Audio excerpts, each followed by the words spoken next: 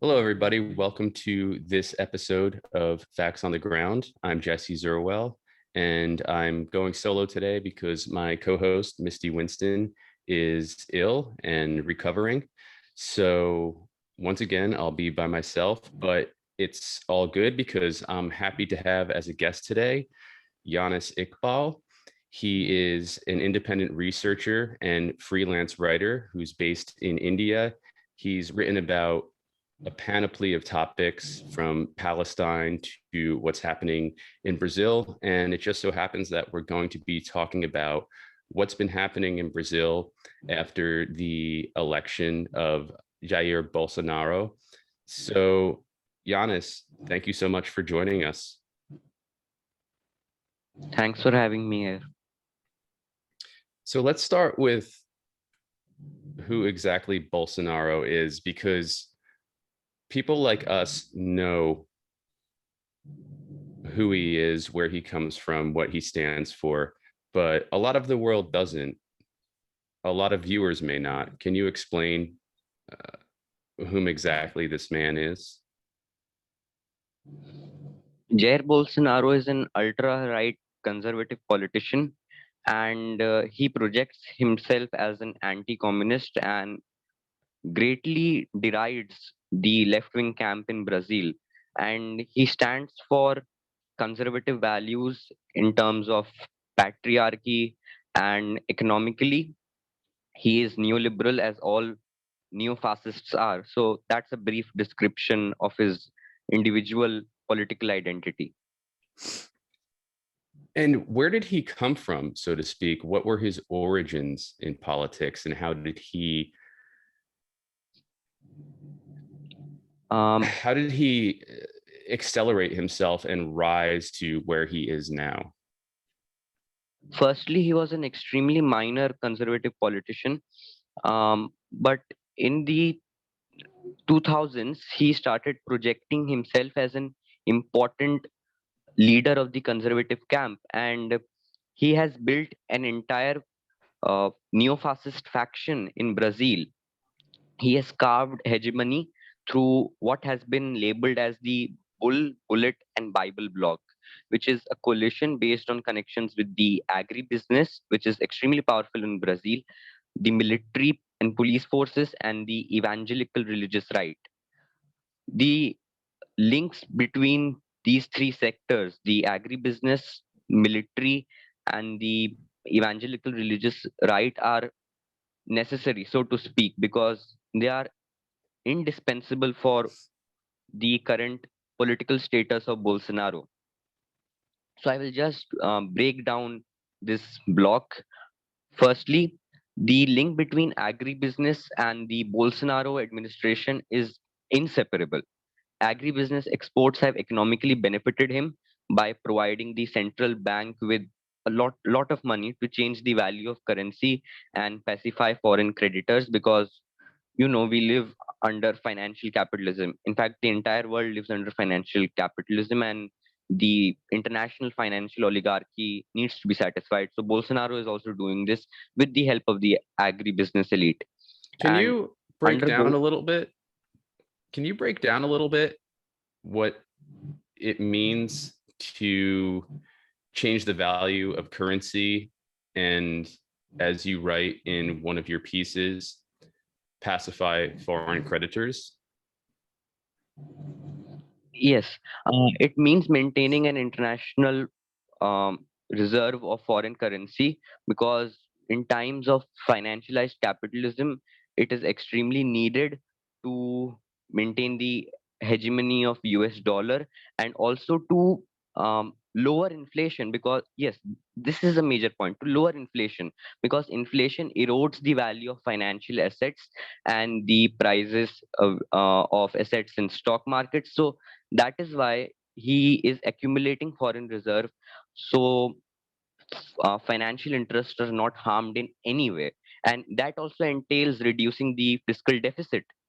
So in short, it is to reduce inflation, because it is an anathema to financial interests. So let's back up a little bit before Bolsonaro to what happened to Dilma and other so-called leftists or left-wing politicians in Brazil before Bolsonaro came into power. Can you break that down a little bit? Yes, so let's start with the parliamentary coup of 2016. This may sound contradictory, but in Latin America, you get all kinds of things. And another phenomena which we will encounter will be lawfare. So let's get back to this coup. In this parliamentary coup, Dilma Rousseff was impeached due to an ostensible anti-corruption campaign called Operation Car Wash, in which the US Department of Justice was also involved in a secret manner. And after this coup, the ruling left-wing Workers' Party was overthrown, and its leader, Luiz Inácio Lula da Silva, was also imprisoned. And then we had Michel Temer, who assumed the presidency of Brazil and appointed a cabinet composed only of white men who were responsible for a masculine witch hunt against Rousseff. So this was the immediate background to the rise of Bolsonaro. After Michel Temer, we had Bolsonaro, who reversed the historic reforms of the former Workers' Party PT government and installed a crony capitalist government. So this is the brief context. The word fascist, even neo-fascist as a term, they're thrown around a lot lately, as I'm sure you know. When you call Bolsonaro a neo-fascist, some people might question what you mean by that, not just because it's a term we haven't heard that often, though we're starting to hear it more and more often, but because, as I mentioned just before, the term fascist is bandied about so much that it's almost become diluted, sort of like the accusation of anti-Semitism.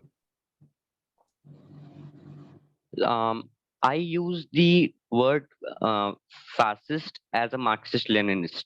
I distinguish this usage from the liberal usage, which uses this word whenever it wants to hypocritically come back to power. And this principled usage is extremely important because it tries to highlight the economic rootedness of right wing authoritarianism. There is a rich historical history of Marxist thought on fascism, and I want to emphasize that rich history because Marxists have always understood the fact that whenever there is a crisis of legitimacy in capitalism, when the liberal political framework breaks down and the left is not capable of getting into power, then we have these fascist individuals like Bolsonaro who gain power through demagogic, emotionally intense propaganda.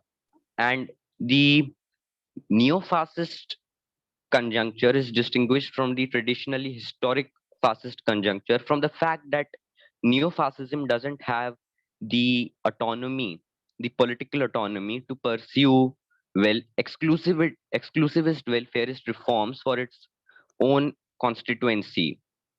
Uh, Earlier, you had historic fascism, which had a modicum of leeway to pursue welfarist policies and um, gratify the economic demands of um, its social basis, although in an extremely diluted manner. But neo-fascism doesn't have this also because fiscal deficit is an anathema to financial interests, and Bolsonaro government or any other right-wing government cannot embark upon this expansionary fiscal path. So that is why they do not have that capability to implement welfarist measures. So that is the distinguishing feature of neo-fascist from fascism. And as I've already said, I use the word fascist to emphasize a historical materialist tradition, which understands political phenomena in their socio-economic context.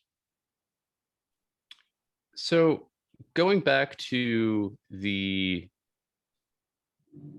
bull, bullet, and Bible block that you mentioned earlier, Can you expand upon Bolsonaro's ties to the evangelical religious right in Brazil, and also his rampant homophobia and sort of Duterte-like permission that he's given to so-called law enforcement to take out anyone they deem a threat of any kind, if I'm reading your piece correctly? Yes, the evangelical religious right has carefully coordinated with Bolsonaro to repress any constructive dialogue over women's health, abortion, gender, and sexuality.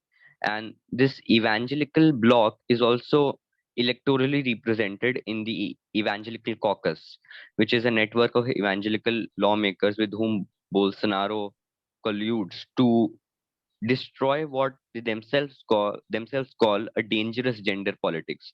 So this not only signals the rise of misogynistic views, it also represents the replacement of a non-neoliberal theology with a neoliberal ideology.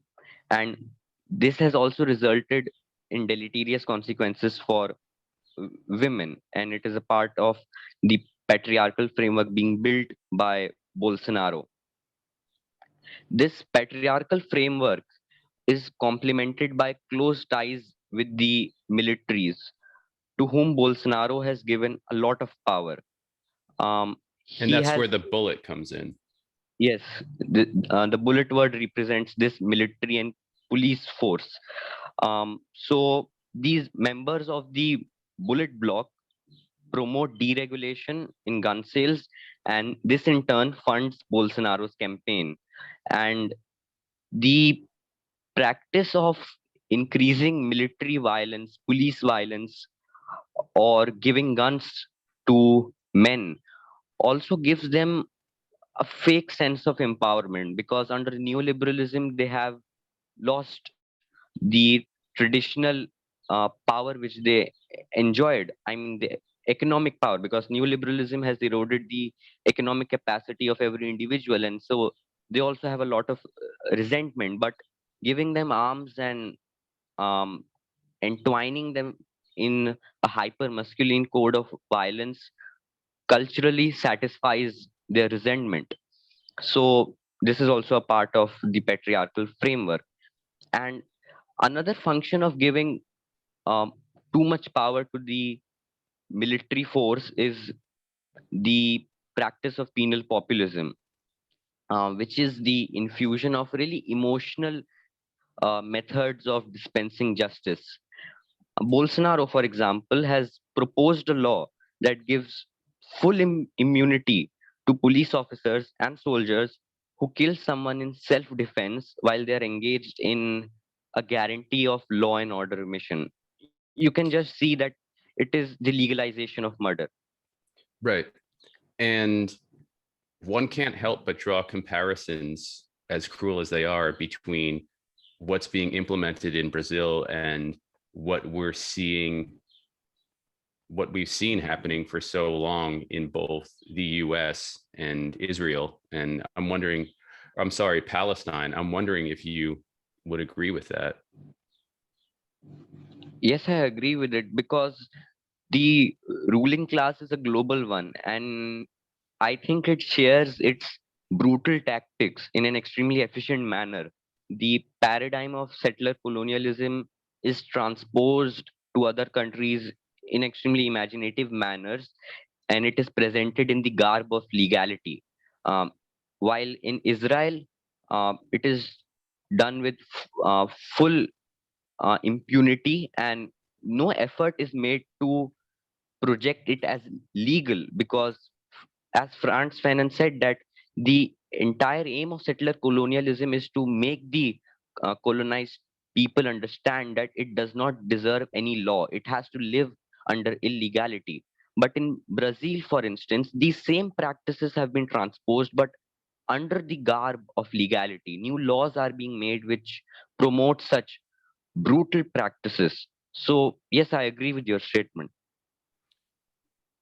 I thought it was interesting that you referenced, among other people in your piece, for, is it pronounced arena or arena? Arena, it is an Australian website. Okay.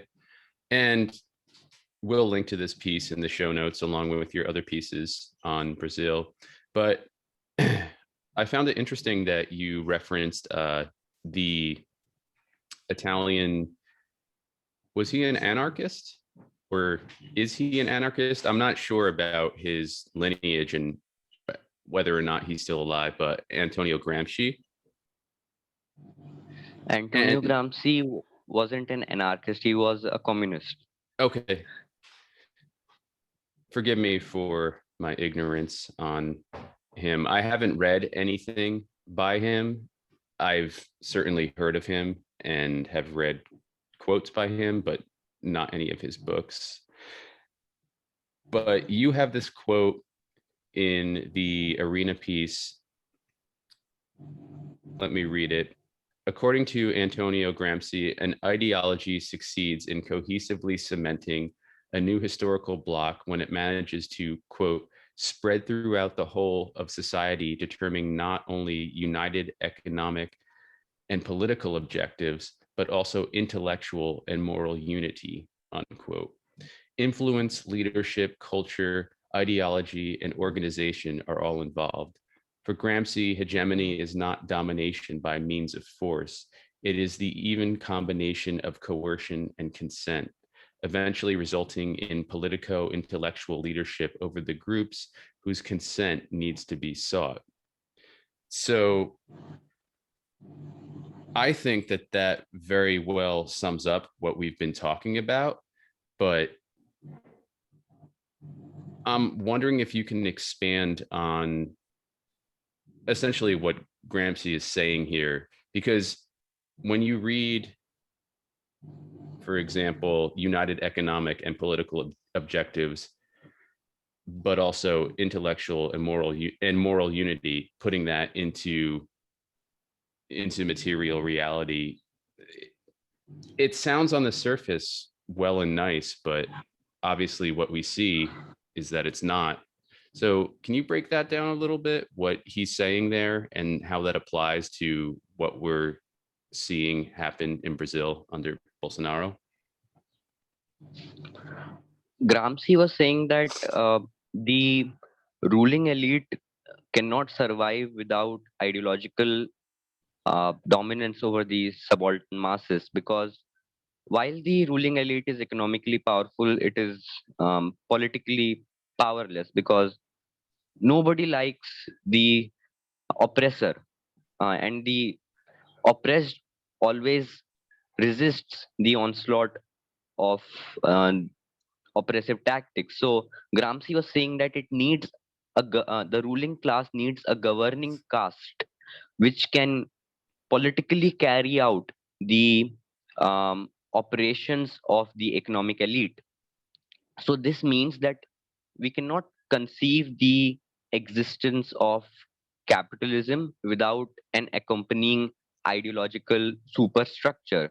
So the economy is simultaneously and inseparably existing with the political structure. And in Brazil, this is the case because neoliberalism existed is existing right now with the ultra right policies of Bolsonaro. These ultra right policies provide symbolic succor to the subalterns who have lost all their rights, all their humanity under neoliberalism.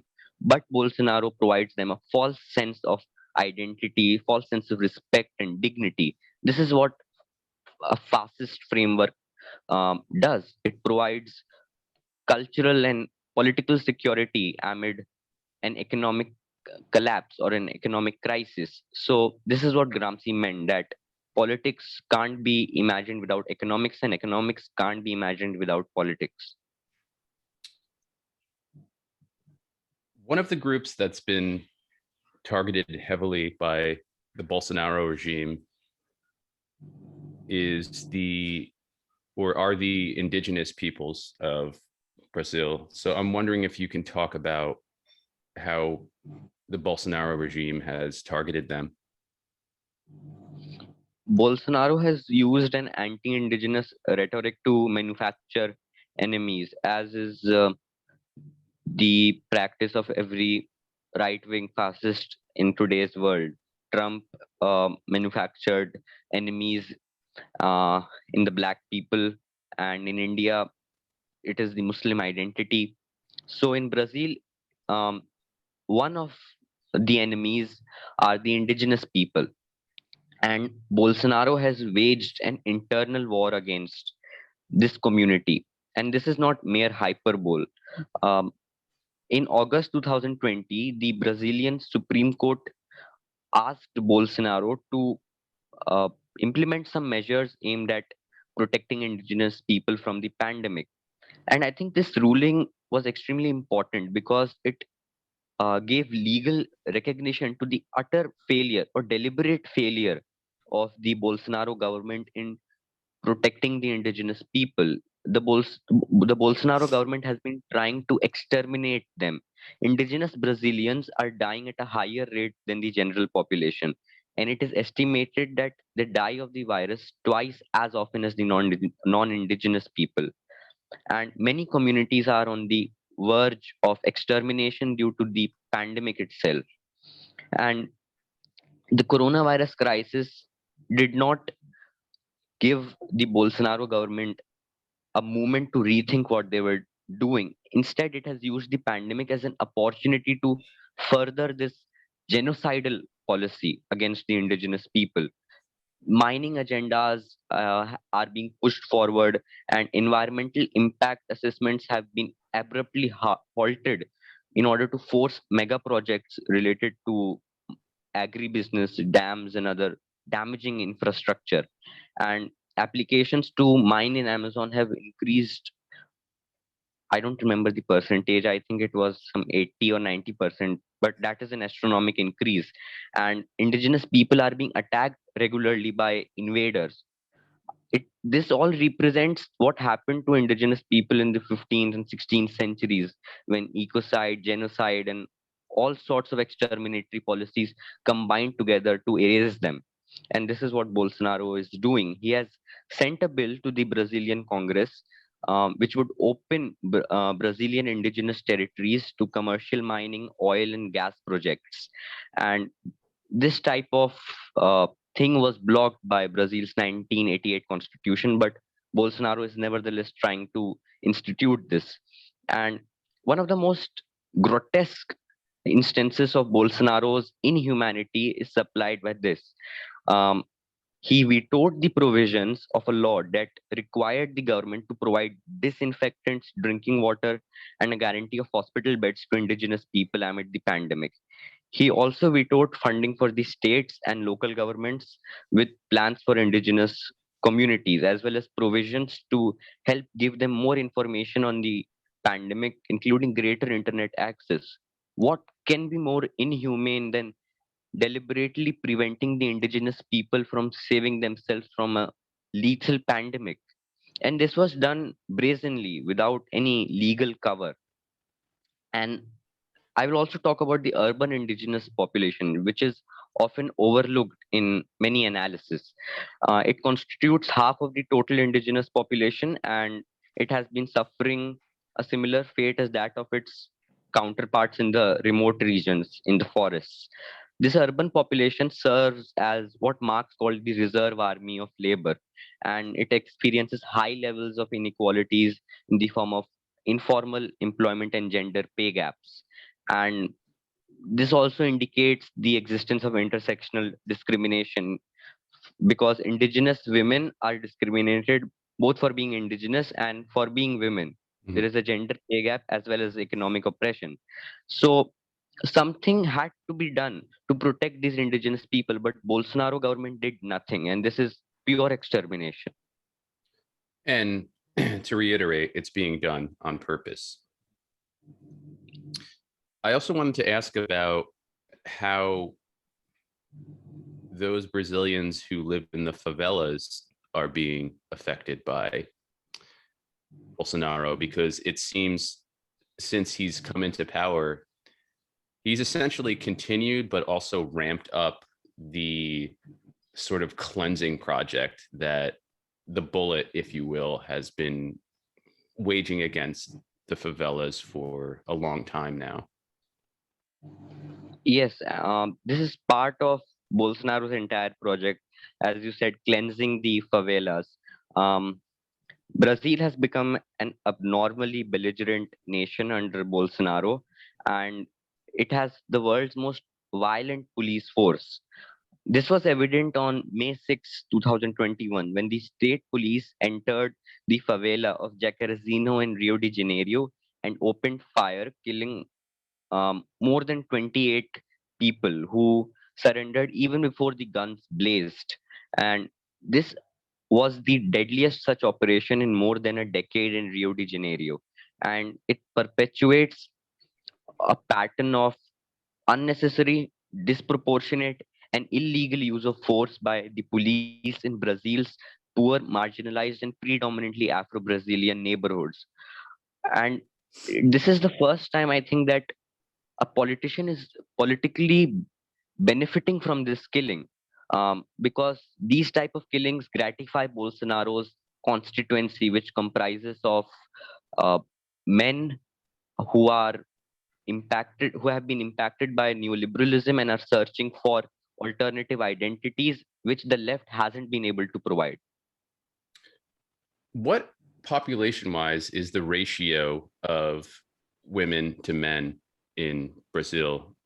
Because it seems as though if Bolsonaro is able to energize a base of men and retain control, that there must be a large, or there probably is a large disproportion between the population of women and that of men in Brazil. I'm just curious if you have any insight into that. I don't remember the demographic statistics, so I can't provide any reliable information on that. But it sounds like if there's not a majority of men, there are enough to solidify a base for Bolsonaro, where, as you said, he can energize them through essentially weaponizing them. Yes, there must be a sizable section of men, because otherwise, what benefit will Bolsonaro derive from exploiting them?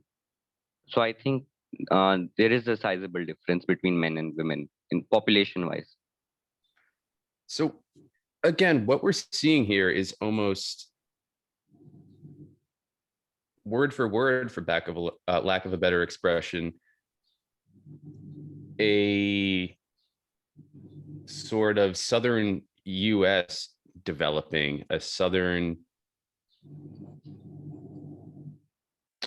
Israel, if you will. And I'm wondering if you have any insight into what the rest of the world thinks of this, because obviously the Western world is okay with it. They're not trying to sanction Brazil.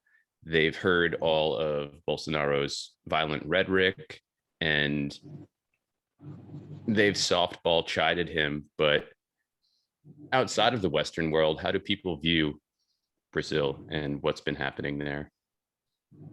The global north for sure is not paying any attention, because it was the Western countries and majorly USA which brought Bolsonaro into power by imprisoning Lula and aiding Operation Car Wash.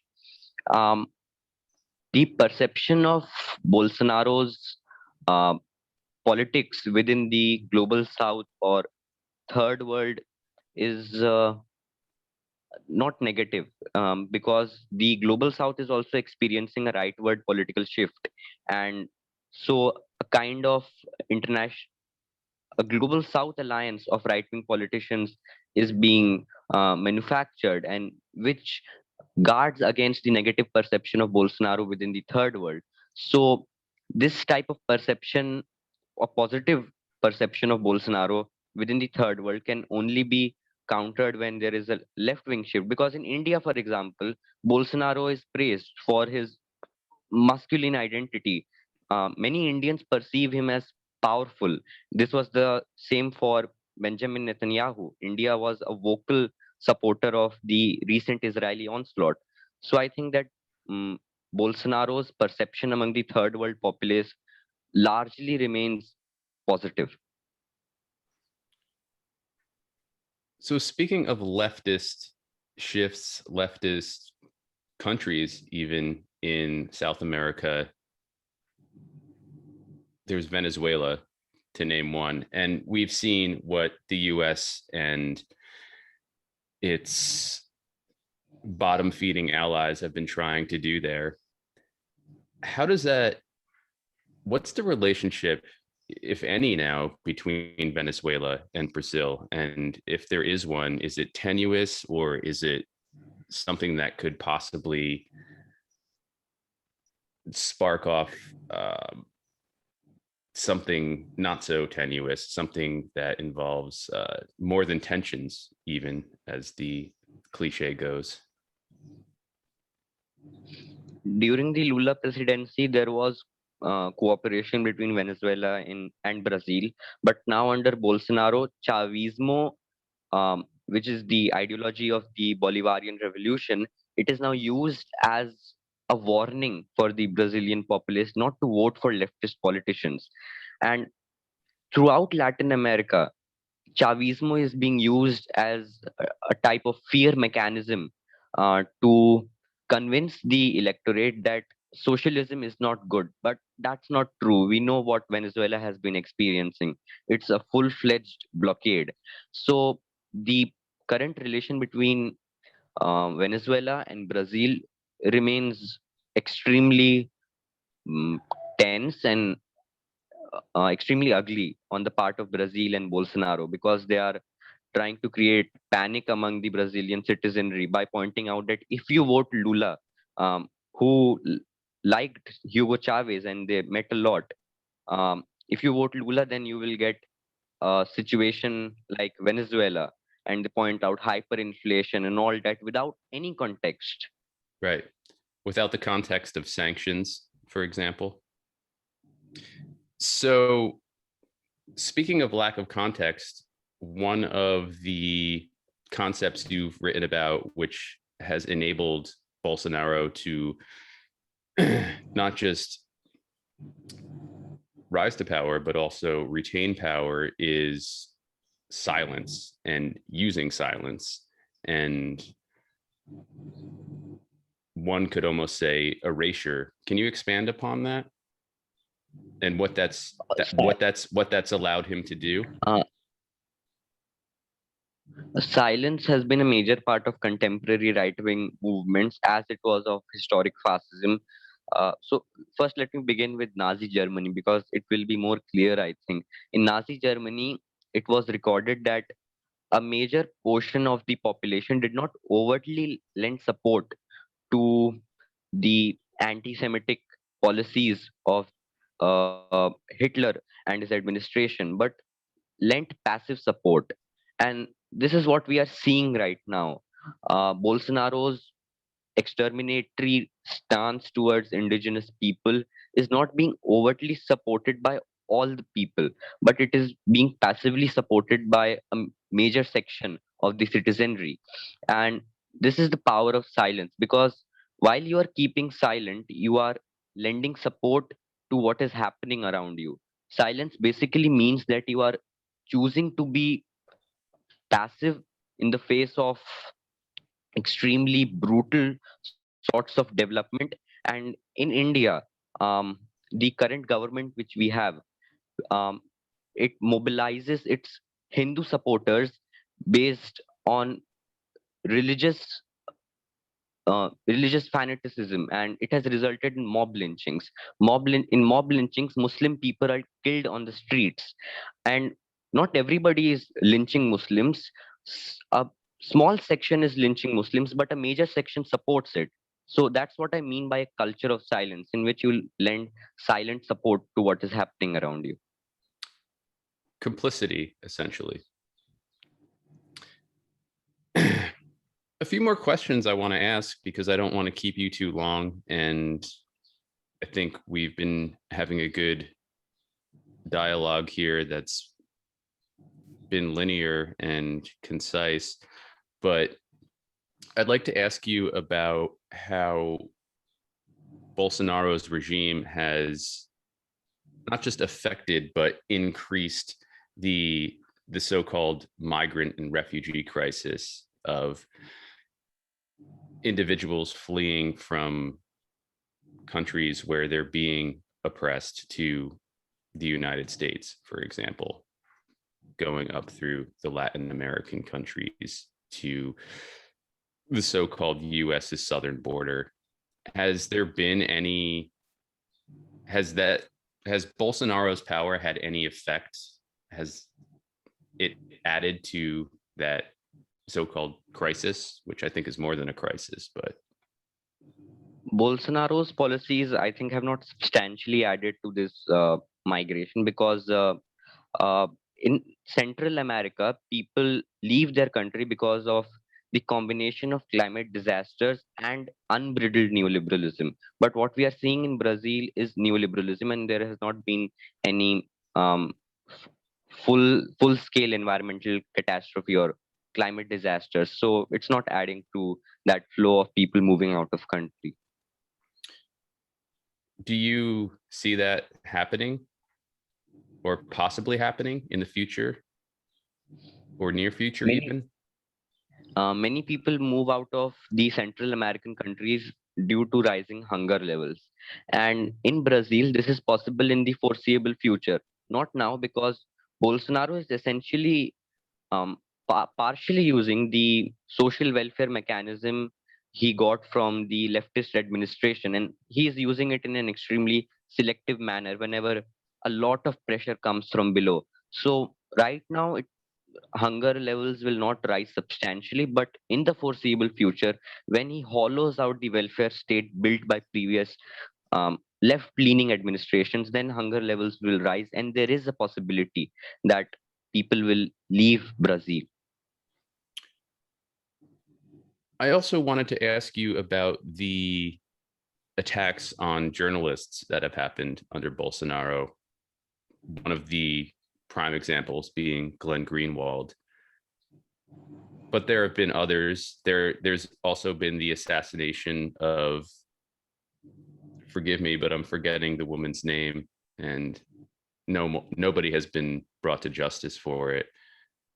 I believe it's Mariella, but I could be wrong about that. I'm not sure that she was a journalist so much as an activist, but to add to that question, can you talk about Bolsonaro's crackdown on both journalists and activists? Repression is an essential component of any right wing administration, and this has increased under Bolsonaro's rule.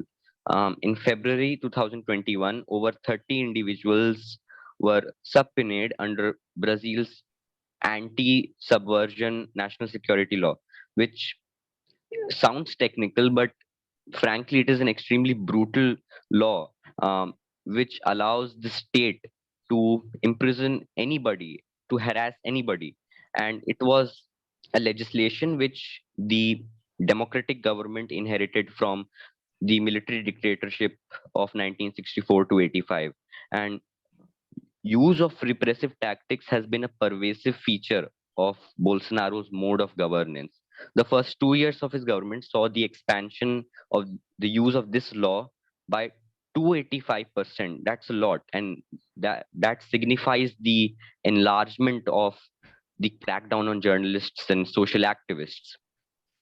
And there has been a particular crackdown on Workers' Party, the PT, because it has posed very material, a very tangible threat to Bolsonaro's political project because it has organized bases throughout the country and it has been trying to canvass support from the citizens. So Bolsonaro has tried to harass these PT activists to shut down their organizational cells in different parts of the country. And this is a part of the generic repressive apparatus of Bolsonaro's rule. So you mentioned the workers' parties striking. What other activist groups are there fighting back or pushing back, opposing the Bolsonaro regime? There are feminists who are, I think, at the forefront of the anti-Bolsonaro campaign because they have been heavily impacted by his policies.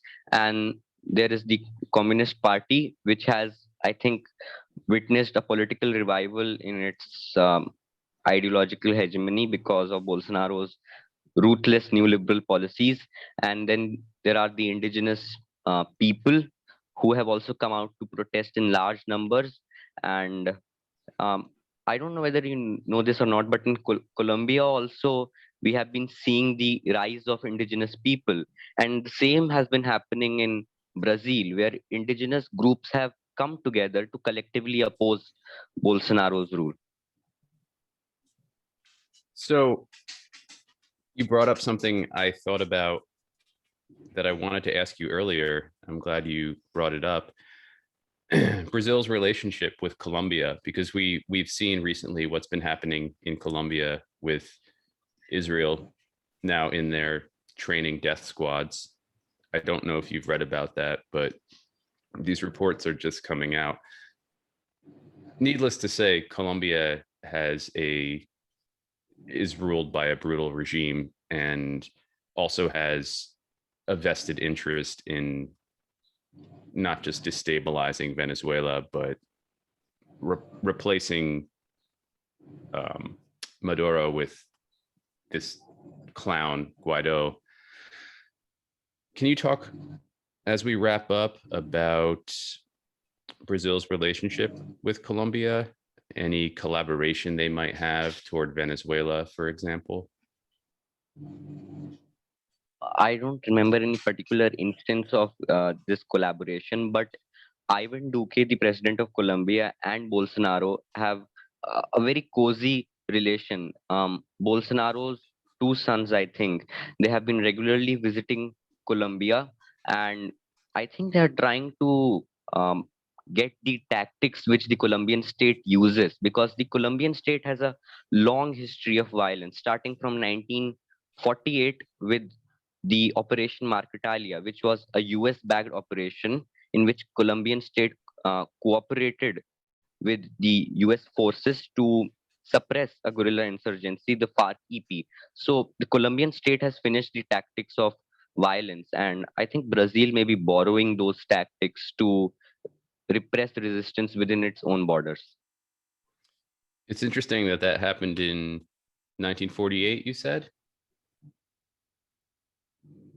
Yes, Operation Markitalia, in which the FARC-EP, the Revolutionary Armed Forces of Colombia, People's Army, they were nearly eliminated, but they survived and they are still fighting. I have written a lot about it, and it would be good if you can reference a link to that. Sure. Especially because the image we get of FARC in the West is that they're essentially armed kidnappers who live and operate in the jungles of Colombia. And beyond that being a simplification, it's essentially wrong. But I'm happy to speak to, or happy to link to your piece or pieces on that. If you want to send links along, they'll definitely be included in the show notes. So my last question for you is, writing about all of this, researching all of this, really digging into it, I'm not asking you to make a prediction, but what does your intuition, your journalistic intuition, your research intuition tell you about what may happen? Because there can be many comparisons made between Bolsonaro and Trump, and we see where Trump is now. He's been almost relegated to obscurity. What do you think may happen in Brazil with Bolsonaro? Bolsonaro will most likely lose in the upcoming elections because he's just trying to continue this term and not be impeached. various lawmakers are trying to impeach him, and with the acquittal of Lula, there has been a change in the political dynamic of the entire country. So Bolsonaro will most likely lose. But there is a caution here. If the Workers' Party again tries to be too timid in the pursuit of anti-neoliberal goals, then there is a possibility that it will again alienate some sections of its supporters and give rise to another right-wing politician. So my prediction is mixed, because in the immediate future, the Workers' Party will, I think, win. But speaking in a long-term manner, the Workers' Party may lose again due to its reformist policies. Thank you very much for speaking with me today, for speaking with us. I think it's been an enlightening discussion with regard to Brazil, and we'd love to have you back on to discuss it further, because I think we've only broached some important topics that we could expand upon. And as always, things are unfolding there. So again, it would be great to have you back on to discuss not just Brazil, but also Palestine, which you've written about quite extensively. So Yanis Iqbal, who's been our guest today, thank you very much. He's an independent researcher and freelance writer who's based in India.